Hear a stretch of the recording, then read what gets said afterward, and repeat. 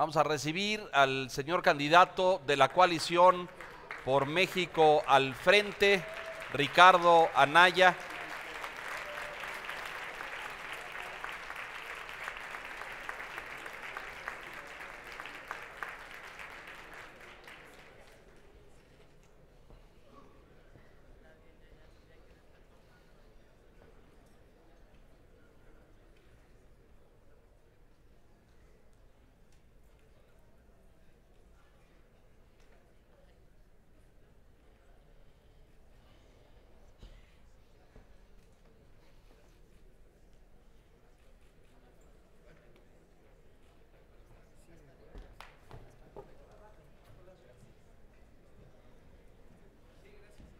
Bienvenido, Ricardo.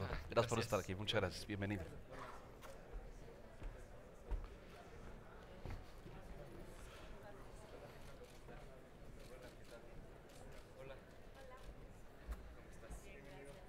Son todos tus sinodales.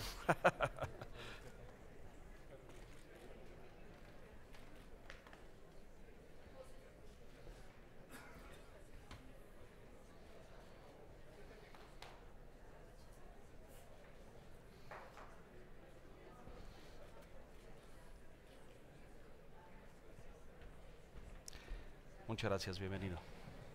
Si son tan amables, por favor, bienvenidos, señores, señoras, un gusto, bienvenidos que estén aquí, gracias. Señor candidato, bienvenido. Este foro, este espacio convoca, como usted sabe, a más de 100 organizaciones de la sociedad civil. Hay aquí organizaciones que trabajan y han trabajado por la calidad de la educación desde hace más de 3 décadas. En todos los sentidos, en términos de desarrollo académico, de excelencia académica, en materia de infraestructura para escuelas, en materia de formación y capacitación docente, en muchas áreas de la educación. Y hay también aquí representantes de organizaciones diversas, hay organizaciones de maestros presentes, hay organizaciones de padres de familia, hay organizaciones que representan a instituciones de educación privada y de educación pública también. Y tenemos también a representantes de distintos sectores de la sociedad civil, de empresarios, de comerciantes, de organizaciones relacionadas con el lenguaje, con el turismo y con distintos aspectos de la cultura mexicana. Así es que a nombre de todos le damos la bienvenida, gracias por estar aquí y gracias por aceptar este diálogo con las organizaciones. Al contrario, muchísimas gracias, estimado Leonardo. Un honor estar con todas y con todos ustedes aquí. El formato es, como usted sabe, distintos representantes irán formulando preguntas temáticas. Como un examen. Bueno, no es exactamente un examen, pero la idea es construir un diálogo, escuchar sus puntos de vista y construir una visión compartida de la educación en México. Bienvenido y nuevamente muchas gracias. No, muchas gracias. Gracias a ti. Tiene la palabra Alexandra Zapata, representante del Instituto Mexicano por la Competitividad. Gracias, candidato. ¿Qué acciones implementaría para que el modelo curricular vigente se aterrice efectivamente en todas las aulas? Si me permiten un comentario brevísimo introductorio. A ver, yo creo que hay algo que es peor que la ignorancia, que sería no saber ninguna respuesta, que es la soberbia. O sea, algo que ha hecho muchísimo daño a gobiernos en todo el mundo es cuando el gobernante cree que sabe todo y de todo y a partir de esa soberbia quiere imponer sus ideas. Entonces yo de una vez aclaro algo, de nada de lo que me van a preguntar sé más que ustedes y quiero gobernar con ustedes. Con honestidad voy a compartir ideas de cada una de las cosas que me van a ir preguntando, pero estoy convencido de que vamos a construir el país que queremos en la medida en la que trabajemos juntos, organizaciones de la sociedad civil y gobierno. Ahora, entrándole a la respuesta. Lo primero es que creo que necesitamos en el diagnóstico reconocer que hoy las maestras y los maestros no se sienten parte de esta reforma. Y ese es un problema estructural que es el primero que tendríamos que corregir, porque hoy el sentimiento que hay en el magisterio es un sentimiento un poco como de persecución, de que se les ha echado la culpa de los problemas que tenemos. Y esto un poco aplica a todas las preguntas, pero empezando por cómo le vamos a hacer para que este modelo educativo que ahora se va a empezar a aplicar a partir de agosto sea plenamente asimilado por las maestras, los maestros y transmitido a las niñas y a los niños.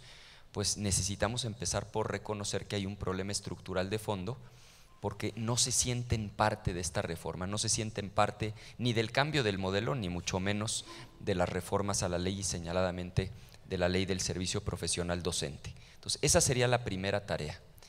Segundo, creo que hay que entender a las escuelas como comunidades de aprendizaje, de tal manera que sean el espacio privilegiado en donde no solo se transmita conocimiento, sino también valores, principios, en donde también se transmitan, por supuesto, actitudes, habilidades.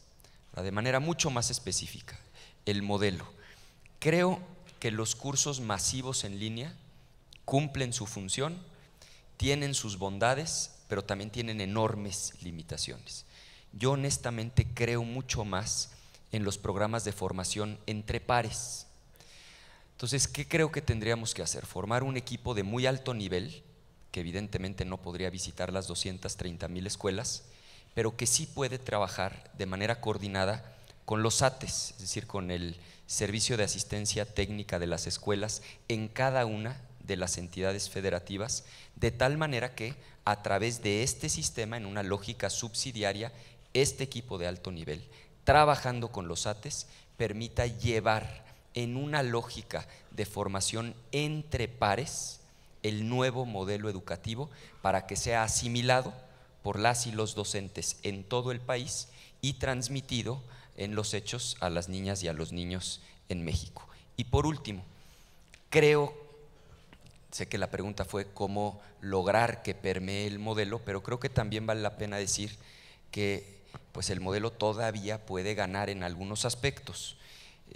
Me decía Juan Carlos Romero Hicks, que aquí me acompaña, senador de la República, presidente de la Comisión de Educación, y lo comparto: necesitamos que en las escuelas de México se enseñen 4 idiomas: español, las lenguas indígenas, inglés y matemáticas.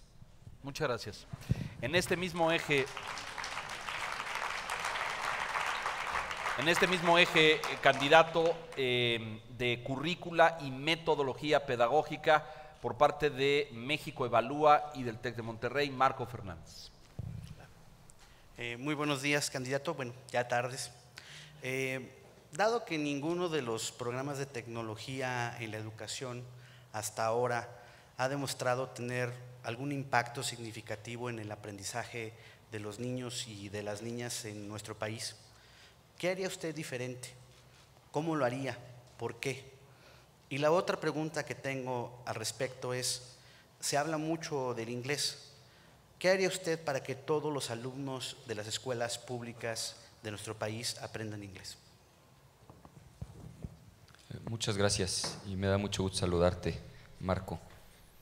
Creo que este es un reto de orden monumental en términos de implementación. Voy a empezar con el tema del inglés. Es un asunto verdaderamente complejo. Yo he platicado con muchas y con muchos de ustedes, y cuando les digo, bueno, pero a ver, en la práctica, en los hechos, ¿cómo hacerle para que en todas las escuelas los niños puedan aprender inglés? Sigo sin escuchar una respuesta tan concreta como creo que todos la quisiéramos tener. Habría que empezar por lo básico: tener un maestro de inglés en cada escuela, porque de entrada eso no ocurre todavía. O sea, hay escuelas del país donde no hay un maestro de inglés. Entonces, pues si queremos que los niños aprendan inglés, paso número 1, que haya una maestra o un maestro en cada escuela. Segundo, y por elemental que parezca, que esa maestra o maestro formalmente registrada o registrado como maestro de inglés hable inglés, cosa que tampoco sucede. Yo sé que suena como si fuera un poco una broma, pero de verdad no lo es. Ustedes han visto las evaluaciones. Mexicanos Primero las presentó con este título muy pegajoso de Sorry, y la realidad es que muchas maestras y maestros ni siquiera pueden acreditar el examen que se le aplicaría a un alumno en un nivel básico de inglés. Entonces, segundo paso, pues que quienes están registradas y registrados formalmente como maestras y maestros de inglés, pues realmente dominen ese idioma. Tercero, y esto vincula una respuesta con la otra, creo que tenemos necesariamente que utilizar la tecnología para resolver este asunto. Otra vez, empezando por lo básico, no todas las escuelas tienen conectividad. O sea, si ni siquiera las escuelas tienen internet y nosotros ya estamos hablando de que los niños aprendan inglés, pues el siguiente paso es garantizar que todas las escuelas tengan conectividad, que no haya una sola escuela sin acceso a internet. Eso implica una inversión fuerte en infraestructura, en torres, es algo factible, pero también implica que la iniciativa privada haga su parte y que el gobierno estimule para que esto ocurra. Hay un caso que a mí me llama la atención, que alguna vez me contaron, el caso de Uruguay, en donde el maestro que está en Filipinas sí habla inglés y español, el maestro que está en Uruguay no habla inglés, preparan la clase durante 2 horas a distancia y después aprenden juntos el maestro uruguayo con el maestro filipino y con todos los maestros. Nosotros tenemos muchísima gente que domina bien el inglés y el español, muchos de ellos viviendo hoy en Estados Unidos. Son 35 millones de personas que o nacieron aquí o son hijos de mexicanos o descendientes de mexicanos. 35 millones de personas que están en Estados Unidos, no todos, pero sí muchísimos de ellos que dominan muy bien ambos idiomas, y me parece que este modelo, como lo que se hizo en Uruguay, podría funcionar siempre y cuando se cumplan los requisitos anteriores, empezando por el tema de la conectividad.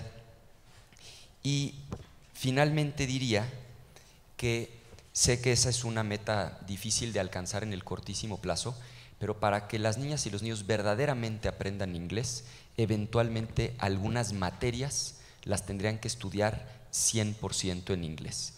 Preferentemente, creo, debiéramos empezar por matemáticas y ciencias, que son las materias que eventualmente más útil sería que las dominaran en el otro idioma. En materia de tecnología, candidato, uso de tabletas, de móviles, de computadoras, con un programa de contenidos adyacente, con conectividad libre, cerrada. ¿Cuál es la idea? Primero, la conectividad, o sea, tan simple como que hay internet en todas las escuelas.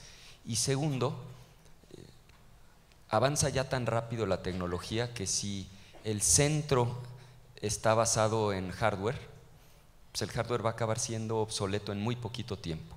La respuesta hoy probablemente sea distinta dentro de un año, porque además a esa velocidad está cambiando. Es un poco lo que pasó con Enciclomedia. Parecían las escuelas del futuro y 4 años después eran unos equipos completamente obsoletos. Entonces, hoy mi respuesta sería: apostemos por la conectividad, porque eso es lo que da acceso a todo lo demás. Y segundo, creo que hoy la solución son las tabletas, más que andar haciendo inversiones en infraestructura que son muy complejas y que el día de mañana ese aparato que instalen en los salones va a ser un vejestorio para el museo. Creo que por lo pronto esas dos cosas, conectividad y tabletas, serían la solución. El siguiente eje temático es tal vez uno de los temas más delicados y más sensibles del sistema educativo nacional, y tiene que ver con la evaluación y con el logro educativo. La voz de la Unión Nacional de Padres de Familia, Leonardo García, señor candidato. Gracias. Partiendo de esta premisa que compartimos, que un amplio sector de los maestros y maestras no se sintieron tomados en cuenta, ¿qué acciones de política pública llevarán a cabo para lograr que las evaluaciones se vinculen con la mejora de los procesos de enseñanza-aprendizaje? Con mucho gusto, Leonardo, y por tu conducto, si me lo permites, pues un saludo a todas las madres y padres de familia, que estoy convencido son parte de la comunidad educativa, que es otra de las cosas que en términos estructurales necesitamos comprender. Esto no solo es un asunto de planteles, de alumnos y de maestros, es un asunto también de padres de familia. Dicho eso, a ver, de las cosas más sensatas que he escuchado, uno, que planea sea anual y censal, es decir, todos los años y a todos. Claro, en ciertos grados no habría presupuesto para aplicarlo a todos los grados, pero ahí viene la segunda idea, que planea deje de ser el equivalente a una autopsia y sea más bien el equivalente a un estudio de diagnóstico para poder recibir un tratamiento, y me explico. Si Planea se hace en 6º grado y los resultados se reciben cuando el niño ya va, idealmente, si no hubo deserción, en secundaria, y de hecho ya transcurrieron los primeros meses, pues es un poco más una autopsia que una evaluación para poder corregir. Entonces me parece que se debería de hacer en el penúltimo grado de cada ciclo, es decir, hagamos Planea anual y censal en 5º de primaria, para que todavía tengamos 6º, para corregir deficiencias y preparar mejor a la alumna, al alumno para su ingreso a secundaria. Hagamos Planea en 2º de secundaria con la misma lógica, y hagamos Planea en 2º de preparatoria otra vez con la misma lógica. Segundo, informar a los padres de familia de los resultados. Ese es otro aspecto que me parece fundamental, porque en la medida en la que la información se comparta y se transparente, pues vamos a tener una participación activa de quienes también juegan un papel fundamental en el proceso educativo. Y tercero, creo que las evaluaciones estandarizadas como Planea, digamos, son muy buenas, pero creo también que deberíamos explorar formatos, digamos, más cualitativos que puedan arrojar información que sea complementaria y que pueda ser muy útil, señaladamente yo diría ejercicios de observación en el aula. Entonces, la pregunta es, ¿cómo le hacemos para vincular esas evaluaciones con el proceso de enseñanza-aprendizaje? Me he referido ya al tema de las evaluaciones, y el reto, y sé que es un tema que vamos a abordar con mucho más detalle en alguna otra de las preguntas, es que lo que medimos arroje información pertinente que nos permita hacer los cambios, las modificaciones y la implementación que realmente resuelva el vacío o la contradicción que hayamos podido identificar en la evaluación. Muchas gracias. El siguiente eje temático, candidato, es inclusión. ¿Me dejas agregar una idea rapidísimo? Sí, adelante, por favor. De este mismo punto? Necesitamos convencer a las maestras y a los maestros de que el objetivo de las evaluaciones no es castigar. Y esa batalla está perdida, y no es solamente una parte del sindicato, no solo es uno de los sindicatos, no solamente son los politizados simpatizantes de un partido político, es algo que hoy yo recorro el país y llevo un buen rato haciéndolo, está de veras generalizado entre las maestras y los maestros. Necesitamos convencer de que el objetivo no es castigar, no es molestar, que el enfoque no es punitivo, que lo que queremos es tener información para mejorar, para ayudarles, para darles las herramientas que les falten.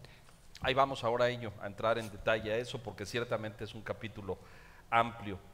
En materia de inclusión y equidad, esta desproporción, este desequilibrio entre muchas escuelas en México, entre las que están en las capitales de los estados y las que están en las zonas marginadas o alejadas, y tenemos grandes desniveles. Por Únete, Manuel Vígeres, por favor. Ricardo, ¿cuáles serán las principales acciones que tomarán para reducir las brechas educativas y hacer el sistema más incluyente? Y una segunda, ¿qué proponen para atender el abandono escolar en la educación media superior? Que incluso puede llegar a ser un tema de seguridad. Muchas gracias, Manuel.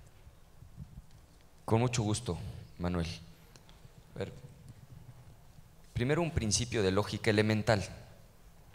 Si a los que están rezagados los atendemos menos, con menos profundidad y con menor calidad, pues la brecha, lejos de cerrarse, se va a abrir, que por increíble que parezca es un poco lo que estamos haciendo, porque a los grupos más vulnerables los estamos atendiendo con los modelos más frágiles. ¿A qué me refiero con modelos frágiles? Pues el modelo de INEA, el modelo de CONAFE, el modelo de la telesecundaria. Entonces, cuando a quienes son los que están más rezagados, en lugar de tener una secundaria regular, lo que tienen es una telesecundaria, cuando los que están más rezagados, en lugar de tener una primaria regular, son atendidos a través del sistema de CONAFE, pues la brecha no se va a cerrar jamás, al contrario, se va a abrir un poco menos, pero la brecha se va a seguir abriendo.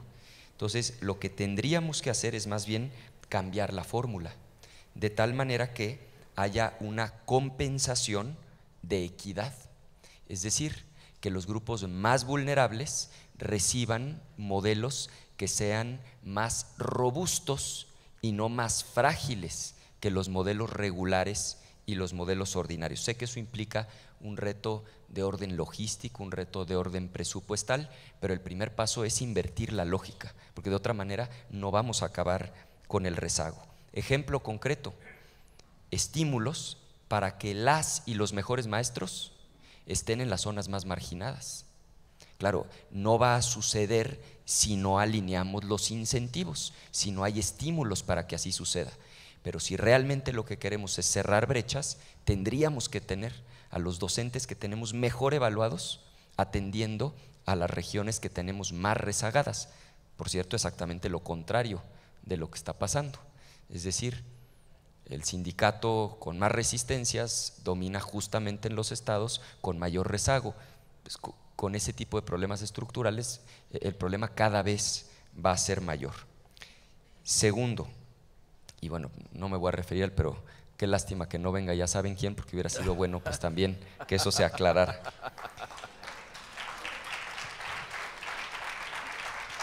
Ya lo abordaron. Ya lo abordaron. Ya lo abordaron. ¿Cómo atender el tema del abandono, particularmente en media superior?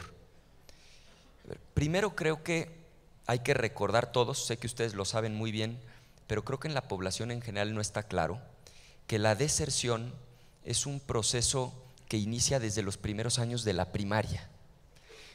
Sé que ustedes lo tienen muy claro porque son especialistas en la materia, pero en la opinión pública hay como una suerte de idea de que todos llegan a tercero de secundaria y que el problema que tenemos es que después no hay espacio en la universidad, cuando la deserción se da desde primero a segundo de primaria y se vuelve a dar de segundo a tercero y así sucesivamente. Entonces, una primera reflexión es que si queremos reducir la deserción nos tenemos que hacer cargo del ciclo completo desde preescolar. Ahora, ciertamente se acelera muchísimo en media superior y por eso ahí habría que tomar medidas específicas. Uno, cuando el problema es económico, pues la solución tiene que ser económica. Y ahí la respuesta es fundamentalmente becas.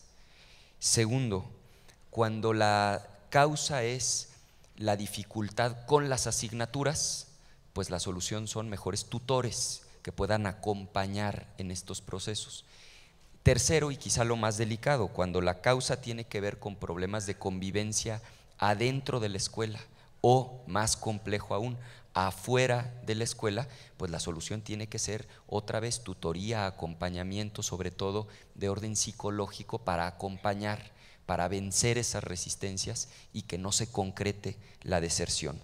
Y una idea adicional, conectar, digamos, las mejores prácticas. Ustedes están familiarizados con esto, con este modelo de el Faro de Oriente, en donde a quienes ya dejaron la prepa se les ofrecen otro tipo de actividades, en algunos casos que pueden ser productivas pero que a la vez son lúdicas, y ha habido muy buenos resultados. La pregunta es, ¿y por qué esperarnos a que abandonen la escuela para llevar esas mejores prácticas a las preparatorias? Es decir, si la preparatoria se vuelve un lugar atractivo en donde estar, vamos a tener menor deserción.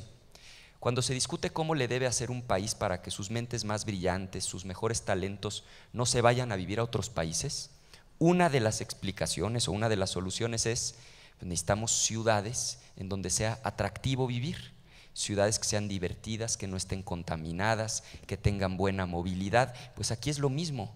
Tengamos preparatorias en donde no todo sean las asignaturas, en donde traigamos estas mejores prácticas, de tal manera que además de tener preparatorias donde se imparten asignaturas, tengamos espacios de convivencia donde sea atractivo estar. No me refiero al deporte de alto rendimiento, me refiero al deporte recreativo, a las actividades que pueden ser divertidas de orden deportivo, de orden cultural, que hagan más atractivo permanecer en la comunidad. Muchas gracias candidato. El muy complejo componente de la profesionalización docente, este componente vital de elevar la calidad de nuestros maestros en todo México, por Mexicanos Primero, David Calderón. Candidato, buenas tardes. Muchas gracias por aceptar el diálogo con la sociedad civil. ¿Qué harán para mejorar la formación inicial y continua de maestras y maestros y qué cambio le haría, en el caso de que fuera necesario, a la ley del servicio profesional docente? Con mucho gusto. Y por cierto, abundando en la pregunta anterior, digamos un ejemplo de orden muy práctico. Ustedes ubican el Museo José Luis Cuevas. Enfrente hay una escuela que tiene enormes carencias. En las mañanas en ese museo, cuando mucho hay 2 alemanes y un japonés ahí caminando y recorriendo las salas. Entonces, si entendemos que las escuelas no son islas, que las escuelas son parte de la comunidad, entonces podemos aprovechar mucha de la infraestructura que hay cerca de las escuelas para enriquecer todo el proceso, no solo de enseñanza-aprendizaje, sino para hacer más atractivo el que los jóvenes puedan permanecer en las escuelas. Ahora, entrando en este tema, David, bueno, primero me parece que habría que actualizar pues el currículum de las normales, porque hasta donde yo tengo entendido en esta reforma educativa, que no es más que apenas el inicio, pues no se ha entrado al currículum de las escuelas normales. Ese me parece sería un primer paso obligado, en donde atendamos el que las maestras y los maestros tengan formación para el desarrollo socioemocional, que tengan formación para manejar de mejor manera, y esto explica lo que decía Marco, las tecnologías, pues sí, muchas veces se aprovechan porque los mismos maestros y maestras no fueron capacitados para poderlas utilizar. En el tema de inclusión, es decir, todos creemos que una persona que tiene una discapacidad es mejor que se integre a una escuela regular, porque el mundo es así, el mundo es plural y se deben acostumbrar a poder vivir con gente que tenga o que no tenga la discapacidad. Tanto para unos como para otros es formativo el proceso, pero otra vez necesitamos maestras y maestros que estén formadas y formados para poder atender esa realidad. Segundo, como la federación es quien diseña el plan, pero quienes, digamos, la gestión ya es responsabilidad estatal, un segundo enfoque es que tiene que haber mucha colaboración entre los 2 órdenes de gobierno, entre la federación y las entidades federativas. Tercero, yo no entiendo por qué hoy seguimos teniendo las normales como unas islas separadas. Es decir, ¿por qué la normal no es la Facultad de Educación de la UNAM? ¿Por qué la normal tiene su propio plantel?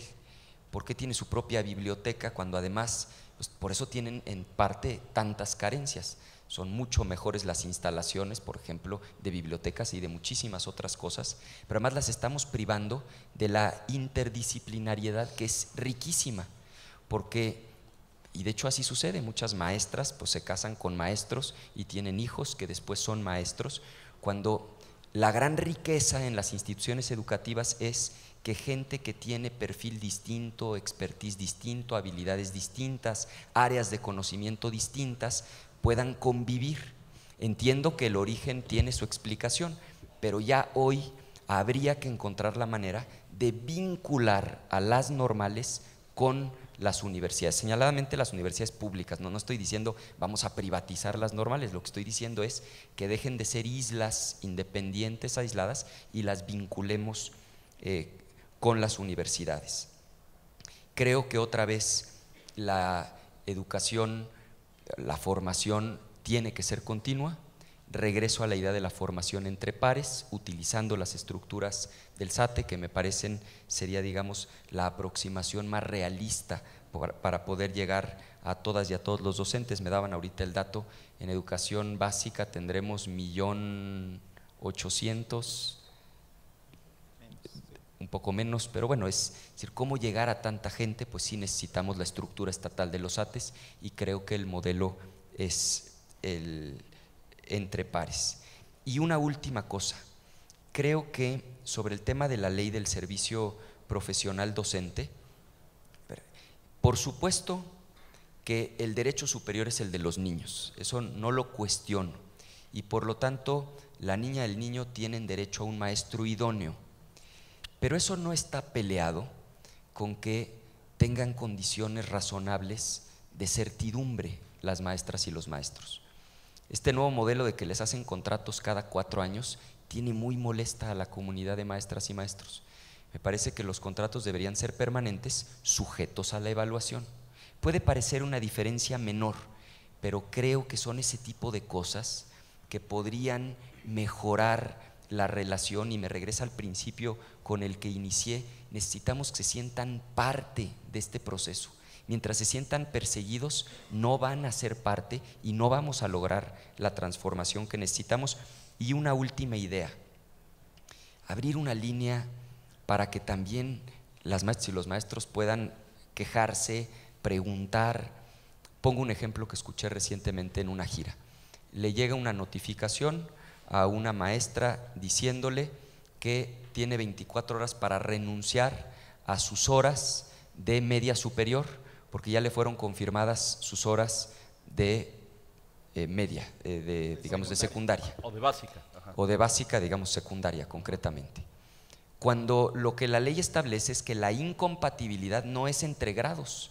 La incompatibilidad es cuando es en el mismo horario, pues claro que no puedes estar dando clase a la misma hora, o cuando geográficamente está distante. Pues que puedan levantar el teléfono, marcar a una línea en donde se les acompañe, se corrija el problema y entonces haya también soluciones para las maestras y los maestros. Hasta ahí dejaría la respuesta. Ricardo, aquí, evaluación a los docentes. ¿Continuamos con ella? ¿Sigue adelante? ¿La cambia? ¿La modifica? ¿Qué haría? No, por supuesto que sí. A ver, el principio básico es, lo que no se mide no se puede mejorar. Pero también hay que entender que no basta con medir para mejorar. Después de medir, necesitamos interpretar correctamente lo que la evaluación arroje y después necesitamos diseñar una intervención a partir de ese diagnóstico, porque la medición no es más que un diagnóstico. Cuando hoy observamos la estructura del presupuesto de egresos de la Federación y por cada 3 pesos que se invierten en evaluaciones solo se invierte 1 peso en la formación y en la capacitación, pues algo está mal.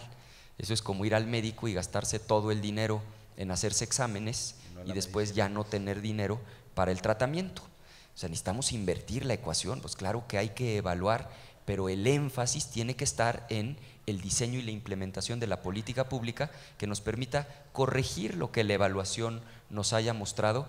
Y otra vez, no va a funcionar si no logramos que la reforma educativa sea un poquito más pedagógica y convenza a las maestras y a los maestros que no se trata de castigar, sino de mejorar. Ahí, a todos los que no quieren, que hay un considerable número en este país, particularmente en los estados del sur, hacías mención de Chiapas, de Guerrero, de Oaxaca, etcétera. A esos que no quieren y que tienen una actitud totalmente negativa a la evaluación, en particular, y a la reforma. A esos, ¿qué les dices? Primero hay que ser realistas. De querer, casi ninguno quiere. Y eso se entiende. En cualquier institución, el tema de las evaluaciones genera mucha tensión, genera mucha presión, y nadie de los que estamos ahorita sentados aquí estamos sujetos a ese régimen de evaluación para poder mantener nuestra responsabilidad. Yo te aseguro que en cualquier empresa, en cualquier institución, introducir, además ustedes lo saben, pasa en todo el mundo. Esto que estamos discutiendo de la evaluación se discute también en Chicago con el sindicato de maestros, es algo que se discute en todas partes. Primero, reconozcamos el error antes de cargarle a los maestros. No hubo un mínimo de pedagogía. Es decir, se logró una reforma constitucional y una reforma a la ley secundaria porque se logró convencer a una mayoría en la Cámara de Diputados y en el Senado, lo cual no digo que no haya sido un reto, pero creer que porque se convenció a una mayoría, porque ni siquiera a todos, donde había 500 y donde había 128, estaba ya socializado el asunto, o peor aún, creer que porque se platica con los líderes sindicales ya están de acuerdo todas y todos los maestros. O sea, tenemos que empezar por reconocer que hoy está fracturada la relación con el magisterio. Entonces hay que hacer una labor de pedagogía con un objetivo claro. El objetivo es sí introducir la evaluación, pero otra vez, si no los logramos convencer de que de lo que se trata es de mejorar, pues lo que vamos a tener son todo tipo de resistencias. Ahora, hay grados dentro del problema. Claro que con ese sindicato que tú estás refiriendo, el problema es muchísimo más complejo y seguramente va a requerir intervenciones mucho más decididas, aunque el principio sigue siendo el mismo. Mi punto sería, por supuesto que hay que ir adelante con la evaluación, pero hay que hacerlo de una manera correcta y logrando convicción entre quienes son fundamentales en este proceso, que son las maestras y los maestros. Gracias, candidato. El eje, otro de los sensibles y delicados, gasto educativo y transparencia. A favor de lo mejor, Francisco González, por favor. Sí. Gracias, candidato. El tema delicado, gasto educativo, que debe de ser gasto eficaz y honesto y transparente. ¿Qué mecanismos de transparencia implementaría para garantizar un buen uso del gasto público educativo?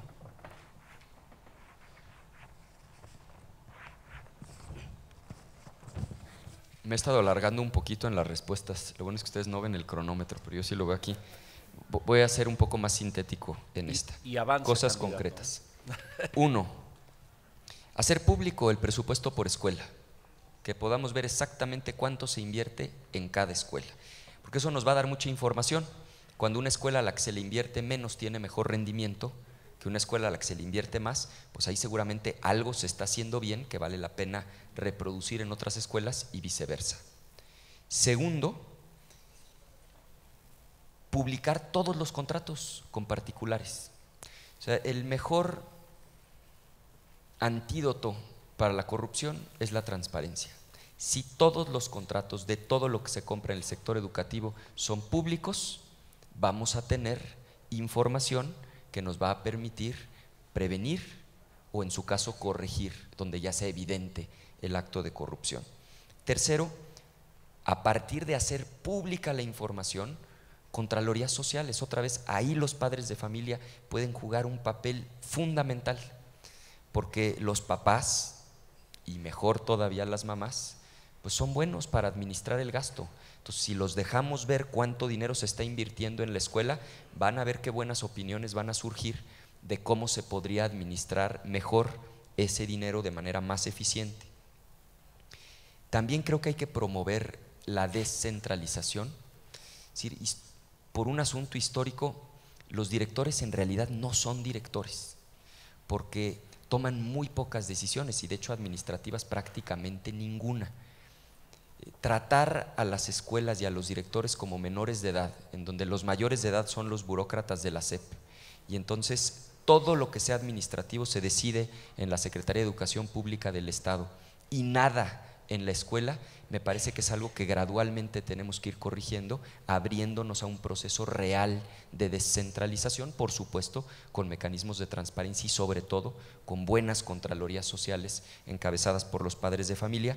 Y por último, creo que también en este tema vale la pena, aunque me estoy saliendo un poco del asunto, que también demos estímulos fiscales a las escuelas particulares, porque no todo es cómo eficientamos los recursos en el sector público, sino también pues cómo damos facilidades a las buenas escuelas particulares, porque al final la educación es un servicio público, independientemente de si la escuela está manejada por el Estado o manejada por un particular.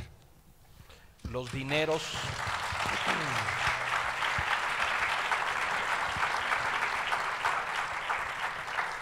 Los dineros incuantificables que desde el gobierno federal o los estatales se han entregado a sindicatos y a organizaciones magisteriales. ¿Qué hacer con eso?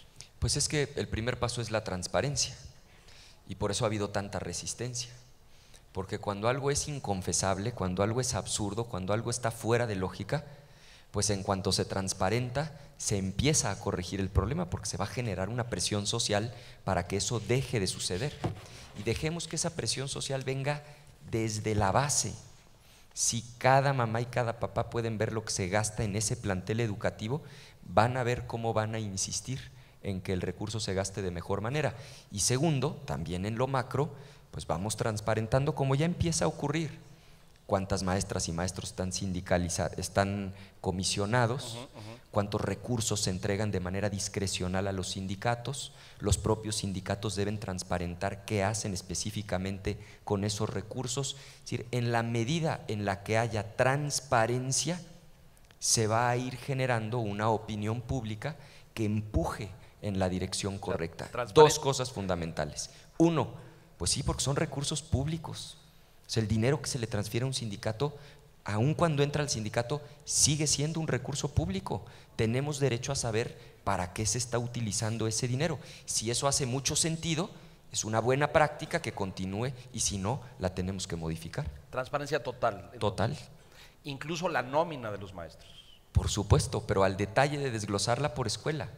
Inclusive ahora con las tecnologías de blockchain podemos lograr la trazabilidad de cada peso. ¿A dónde llegó? Entre más transparencia haya, entre más claro esté en qué se está gastando cada peso, mejor va a ser el razonamiento de si eso es correcto o incorrecto, y estoy seguro de que va a privar la sensatez y que la propia presión social va a impulsar a que se diseñen las políticas públicas adecuadas.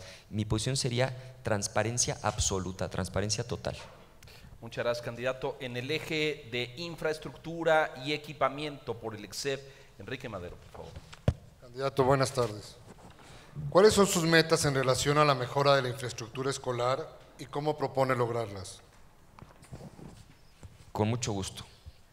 A ver, primero,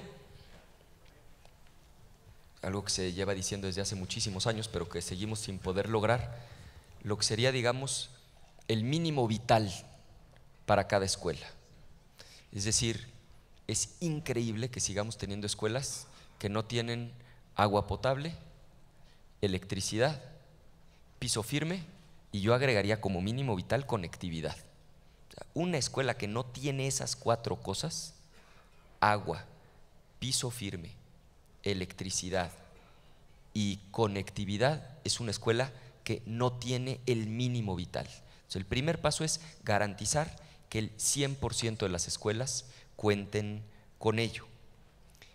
Segundo, no creo que haya estado mal este modelo de haber emitido unos bonos en donde, digamos, adelantaron 15 años el 25% del FAM, pero sí hay que revisar que ese recurso se haya ejecutado de manera correcta, porque comprometer durante los próximos 15 años el 25% del FAM y no resolver que todas las escuelas tengan el mínimo vital, sí me parecería preocupante.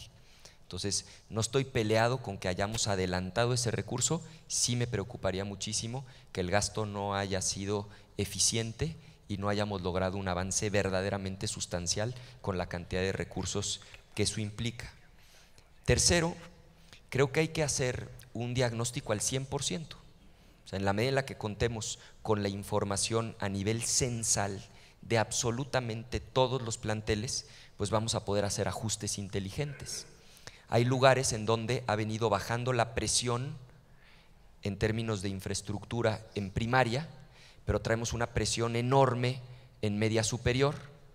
No quiere decir que vamos a poner un salón de primero de primaria junto a uno de tercero de bachillerato, pero sí quiere decir que probablemente podamos hacer algunos cambios inteligentes, como intercambios en planteles, como construir una barda, pero esos cambios inteligentes solamente se van a poder hacer en la medida en la que contemos con toda la información, con un auténtico censo de infraestructura de todas las escuelas que tenemos en el país. Pues hasta ahí lo dejaría. Gracias, gracias, candidato. Gestión escolar, esta muy compleja y sofisticada labor dentro de la escuela que involucra, hacía mención de lo administrativo, pero también lo académico, lo pedagógico, la formación y la relación con los padres de familia. Por Enseña por México, Eric Ramírez. Gracias. Señor candidato, ¿cuáles son sus prioridades para mejorar la gestión en las escuelas y cuáles serán sus estrategias para implementarlas? Estamos en el asunto de priorizar el aprendizaje sobre la carga administrativa, ¿verdad? A ver, tres cosas muy concretas. La primera es reconocer que hoy los directores y los supervisores pierden muchísimo tiempo entregando la misma información en un montonal de ventanillas distintas. Entonces, lo primero es pues, ordenar los procesos administrativos para que le dejen de pedir al director y al supervisor la misma, se la viven llenando todo tipo de formatos, por lo menos es lo que me dicen, y muchas veces la misma información que le tienen que entregar a distintas áreas. Parece que eso es un asunto de orden elemental que se tendría que corregir. Segundo, profesionalizar también las áreas administrativas, porque pues, la ley del servicio profesional docente le aplica a quienes están frente a grupo, pero no le aplica otra vez a toda la burocracia de la Secretaría de Educación Pública del Estado correspondiente. E históricamente, muchas veces, porque se ha hablado mucho de cómo se otorgaban las plazas a las maestras y a los maestros, y por supuesto que había enormes vicios y hay que corregirlo, pero se ha hablado muy poco de los vicios de cómo se entregan las plazas a los burócratas de los gobiernos estatales. Entonces necesitamos también profesionalizar las áreas administrativas dentro del sector educativo, garantizar que ahí también sean los mejores y las mejores los que obtengan la plaza, que realmente tengan las habilidades para permanecer en el cargo y que, digamos, el ascenso, lo mismito que se aplica para los maestros, aplique para las áreas administrativas, de tal manera que podamos profesionalizar estas áreas y eso va a implicar tener gente más competente que evite todas estas duplicidades y errores administrativos de los que estamos hablando. Y por último, pues tener un buen sistema de indicadores que sean un poco este semáforo que nos permita tomar decisiones pertinentes. Evaluaciones de concurso por oposición para ascenso y para promoción. Sí, claro, pero también en las áreas administrativas. O sea, el principio de la reforma educativa fue que quien ingrese, obtenga una plaza, sea por mérito, compitiendo en una evaluación. Que quien permanezca sea porque puede acreditar que tiene los conocimientos y las habilidades, y que quien ascienda sea quien a su vez demuestre tener las mejores aptitudes, conocimientos y habilidades. Nada más que eso no aplica dentro de todo el sector que depende directamente de las secretarías de educación pública que se encargan de toda la administración del sistema educativo. Entonces necesitamos una suerte de ley de servicio, en este caso profesional administrativo. Profesional administrativo, exactamente. Para el sector educativo. Sí. Muy bien. Muchas gracias, candidato. El tema de la participación.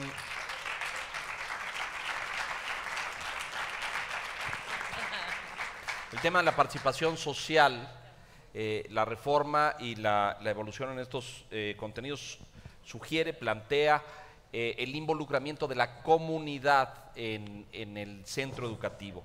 Padres de familia formando consejos e incluso involucrados en procesos de toma de decisión en las escuelas. Por la Fundación Banorte, Friné Salguero, por favor. Hola, buenas tardes, candidato. En cuanto a la participación social, ¿qué estrategia se implementará para fortalecer esta participación activa de las familias en los procesos educativos, tomando en cuenta las dinámicas familiares que hoy enfrentamos? Con mucho gusto.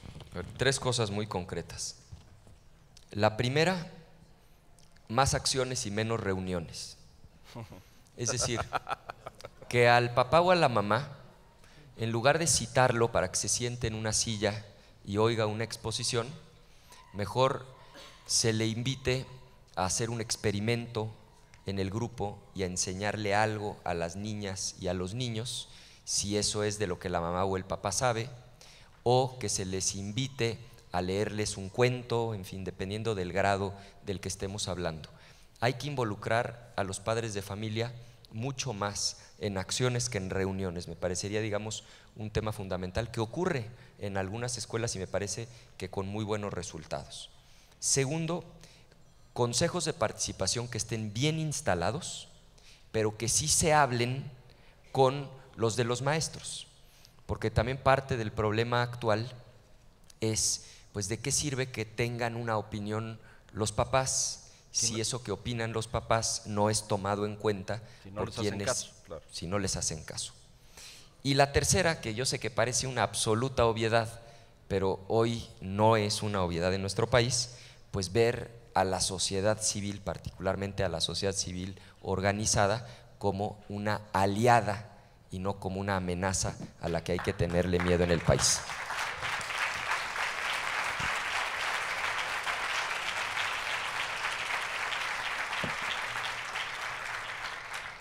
Y si me permiten un último comentario, que en el Consejo Nacional, el CONAPACE, que pueda realmente emitir recomendaciones, porque hoy pareciera pues que puede dar opiniones, pero que no son tomadas en cuenta. Tendrían que ser en cierta medida y bajo ciertos procedimientos pues vinculantes sus opiniones. Gracias. El tema de, y ya plantea usted algo en ese sentido, la gobernanza y el liderazgo en el sistema educativo.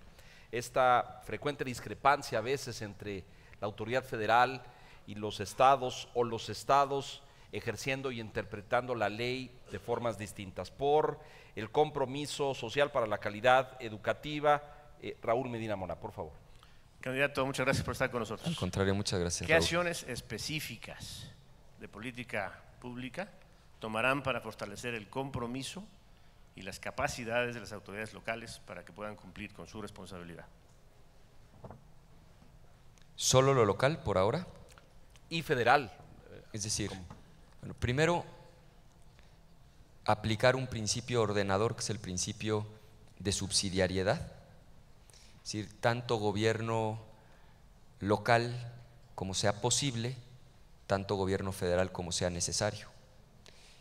Es decir, el gobierno federal debe hacer aquello que el Estado no puede hacer, el Estado lo que el municipio, y así sucesivamente. Ese me parece es un primer principio ordenador.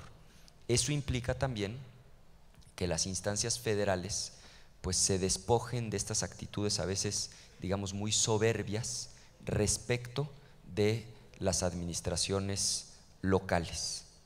Entonces, digamos, de manera muy concreta, yo lo que diría es un cambio de actitud en la instancia federal para realmente ser un acompañamiento y no una imposición respecto de las instancias estatales. Muchas gracias. El tema del Instituto Nacional de la Evaluación Educativa, el INEE, sus alcances, la repercusión de sus evaluaciones, el tomar en cuenta lo que señalan por suma, por la educación. Francisco Landero, por favor. Gracias. Buenas tardes, Ricardo. ¿Qué harás para que los gobiernos en el orden federal y estatal apliquen las recomendaciones del INEE? Y si nos aclaras este punto, entonces menos evaluación, más capacitación. ¿Qué hará el INEE para cumplir con su mandato de ley entonces? A ver, primero creo que coincidimos. Lo que no se mide no se puede mejorar. Pero si lo que medimos no lo interpretamos correctamente, no vamos a dar el segundo paso. Ahora, si interpretamos correctamente, vamos a poder tener un diagnóstico completo que nos permita diseñar una intervención. Ahí lo que creo es que necesitamos que los técnicos de la SEP y los técnicos del INEE, a partir de la interpretación de las evaluaciones, diseñen las políticas públicas correctas y que entonces haya una implementación que corrija la deficiencia que detectó la evaluación. Déjenme decirlo en términos mucho más coloquiales. Perdón que te voy a citar, Juan Carlos, en esta metáfora que me dijo hace ratito. Decía él que el reto es evitar el síndrome del sopilote estreñido. Que el sopilote estreñido es el que planea pero no obra. Entonces, lo que necesitamos es que haya evaluación para que a partir de la evaluación podamos planear la mejora, pero sobre todo que esa mejora la podamos implementar. Y la única manera es que el INEE y las áreas técnicas de la SEP verdaderamente se hablen para que aquello que se está diseñando realmente se convierta en política pública de mejora. Quiero aclarar, no es que haya menos evaluación, es que tiene que haber mucho más aprovechamiento de lo que la evaluación arroja. Y cuando uno ve en las cifras que gastamos el triple en evaluar que en formar y capacitar, pues es evidente que algo está chueco en la ecuación. Seguro esta especie se da solo allá por Guanajuato, ¿no es cierto, senador? De llegar usted a la presidencia de la República, ¿convocaría a la CENTE, a la coordinadora, a la sección 22, a un diálogo para impulsar la educación de calidad, para reconstruir una relación fracturada, fragmentada? Creo que es un problema mucho más complejo que el de una simple convocatoria. Por supuesto que mi respuesta de inicio es que sí, pero necesitamos entender que hay un reto de orden monumental, pero que tenemos que resolver. Es decir, regresando a la pregunta que se planteó hace unos momentos, donde el rezago es mayor, tenemos que garantizar que la educación es de más calidad, es donde más obligados estamos para reducir esta creciente brecha de desigualdad. Y sí tenemos un reto enorme con esta organización. Por supuesto que yo estaría dispuesto a dialogar. Claro, se requiere que haya disposición de ambas partes y sobre todo que haya ánimo de realmente construir.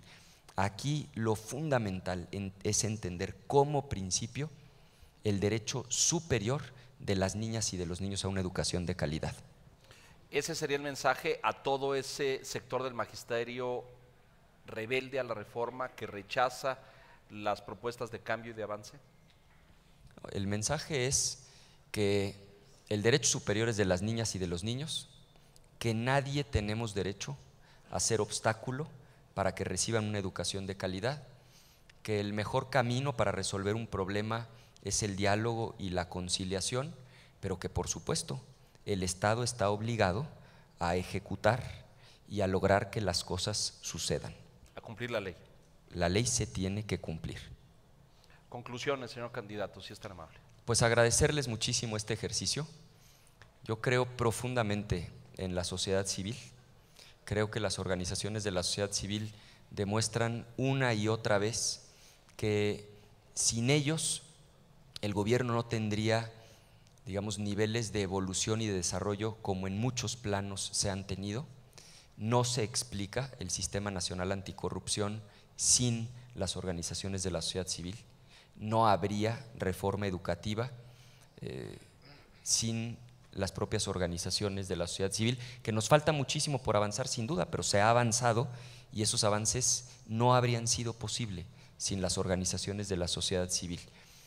Hay estados de la República en donde uno identifica ciudades, niveles de desarrollo muy distintos, con infraestructura, presupuestos similares, y en muchos de los casos la diferencia, cuando uno pregunta, pero ¿por qué esta ciudad, ejemplo concreto, Mérida, del sureste, tiene niveles de desarrollo en muchos aspectos más altos que muchas otras ciudades de la región? En muchos de los casos la respuesta es porque tiene una sociedad civil vigorosa, una sociedad civil participativa, una sociedad civil exigente.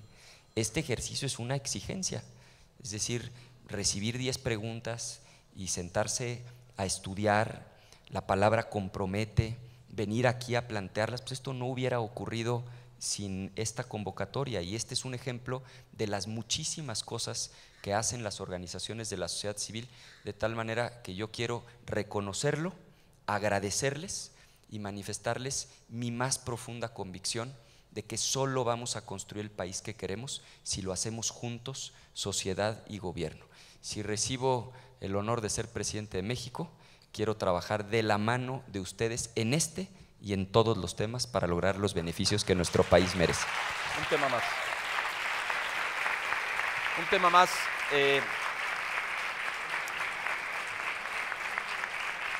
Leyendo el escenario de esta semana y de una notable ausencia el día de hoy, si la reforma educativa estuviese en riesgo en el futuro en este país, ¿Cuál sería su mensaje para la sociedad civil o cuál sería la misión que debiera asumir al respecto?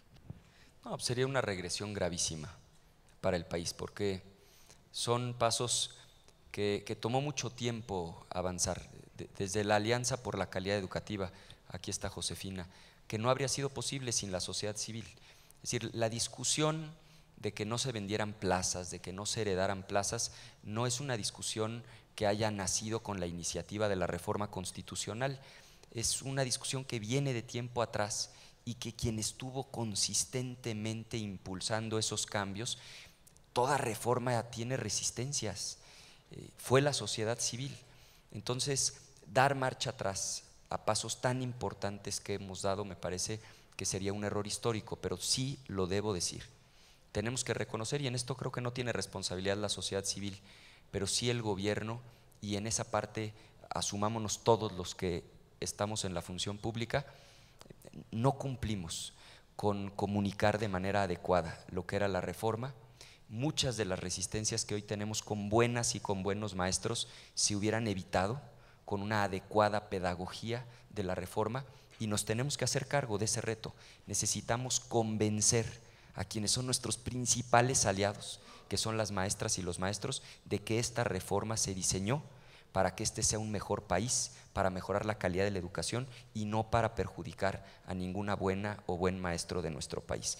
Mi llamado es a que sigamos empujando, que sigamos adelante, que no se canse nunca la sociedad civil de exigirnos, eso nos hace muchísimo bien y espero que nosotros podamos estar a la altura de las circunstancias. Muchas gracias, señor candidato, muchas gracias. Gracias, Ricardo, muchas gracias. Mucho éxito.